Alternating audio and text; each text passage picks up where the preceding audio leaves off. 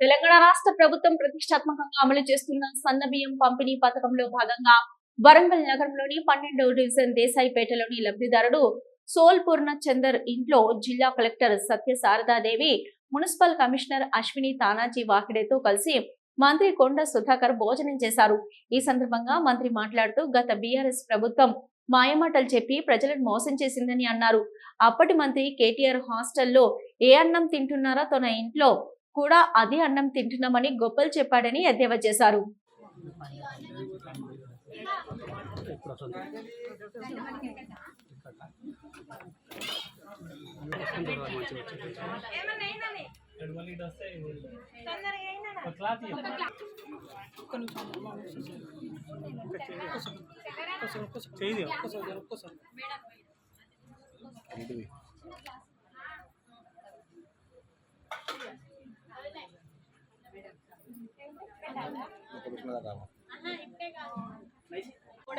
నమస్కారం. మన ఉగాది సందర్భంగా మన ముఖ్యమంత్రి రేవంత్ రెడ్డి గారు ప్రతిష్టాత్మకంగా పేదలకు సన్నబియ్యం పంపిణీ కార్యక్రమాన్ని ప్రారంభించడం జరిగింది. వారికి ఎప్పటి నుంచో ఉన్నటువంటి కళ అది. మరి మన ప్రభుత్వం వస్తే తప్పకుండా అమలు చేస్తానని వారు మనసులో ఎప్పుడు అనుకునేవారట. మరి ఈరోజు కాంగ్రెస్ ప్రభుత్వం రావడమే కాకుండా ఆయన ముఖ్యమంత్రిగా బాధ్యతలు స్వీకరించడం, మరి మేనిఫెస్టోలో వరి ధాన్యం పండించండి, వరికి 500 బోనస్ ఇస్తా అని చెప్పిన మాటకు నమ్మి మరి రైతులు పెద్ద ఎత్తున ఈరోజు హయ్యెస్ట్ రాష్ట్రంలోనే మొదటి స్థానంలో మరి వరిని పండించడము, చాలా పెద్ద పంట దిగుబడి రావడము, ఈరోజు మనకు ఒక మరి మైలురాయి చేరుకున్నామని చెప్పొచ్చు. ఆ వచ్చిన పంటను మరి ఏ విధంగా ఉపయోగించుకోవాలనేటువంటి ఆలోచనతోటి మనం హాస్టళ్లలో గతంలో కేటీఆర్ గారు చెప్పేవారు, హాస్టళ్లలో పిల్లలకు సన్న బియ్యం పెడుతున్నాం.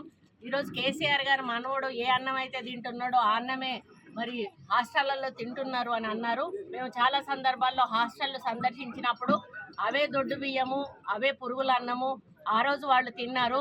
మరి అప్పుడు మిల్లర్లు ప్లస్ ప్రభుత్వము కుమ్ముక్కై ఈ దొడ్డు బియ్యాన్నే మిల్లర్లకు పంపించి పాలిషింగ్ చేపించి వాటిని సన్న బియ్యం అనే పేరుట హాస్టళ్లకు పంపించేవాళ్ళు.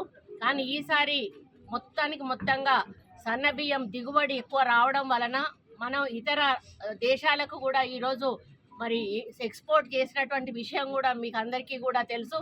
దాంతో పాటుగా ప్రతి నిరుపేద ఇంటికి కూడా మనిషికి 6 కిలోల చొప్పున సన్న బియ్యం ఇవ్వాలనేటువంటి లక్ష్యంతో ముఖ్యమంత్రి గారు ప్రారంభించిన కార్యక్రమాన్ని అన్ని నియోజకవర్గాల్లో కూడా మేము దాన్ని ప్రారంభించడం జరిగింది.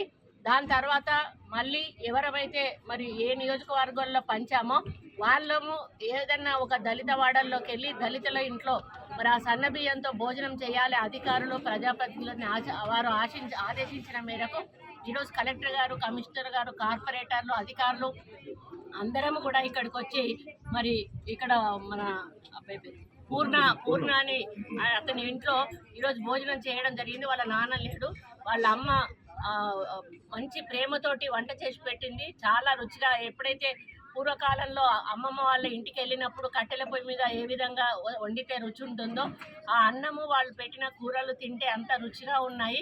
తినాల్సిన దానికంటే ఎక్కువ ఈరోజు నేను నిజంగా తిన్నాను. అంత హ్యాపీగా ఉంది.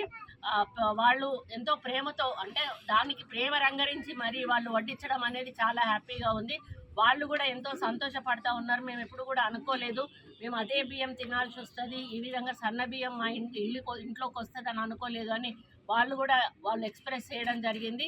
ఏది ఏమైనా ఇక్కడ మాత్రం నేను ఒక్కటి చెప్పదలుచుకున్నాను ఏంటంటే, రేషన్ డీలర్లు అనేవాళ్ళు దయచేసి మీరు మానవతా దృక్పథంతో ప్రభుత్వం చేపట్టిన ఈ కార్యక్రమాన్ని విజయవంతం చేయవలసిన బాధ్యత మీ మీద ఉంది. మీ లాభాల కోసమో లేకపోతే ఇతరులు ఎవరైనా ప్రోత్సహిస్తేనో దీన్ని మరి డైవర్ట్ చేసి దాంట్లో వేరే బియ్యం కలపడం, అటువంటి కల్తీ ఏమన్నా చేసినట్టయితే ప్రభుత్వం క్షమించేది లేదు. తప్పకుండా కలెక్టర్లు, రెవెన్యూ అధికారులు వాళ్ళు ఎప్పుడు కూడా ర్యాండమ్ చెకప్కి వస్తూనే ఉంటారు. ఎక్కడైనా మీరు ఎందులోనైనా కల్తీ చేసినట్టయితే తప్పకుండా పీడీ యాక్ట్ పెట్టి నాన్ బెయిలబుల్ సెక్షన్ కింద మిమ్మల్ని లోపలికి పంపించడం జరుగుతుంది.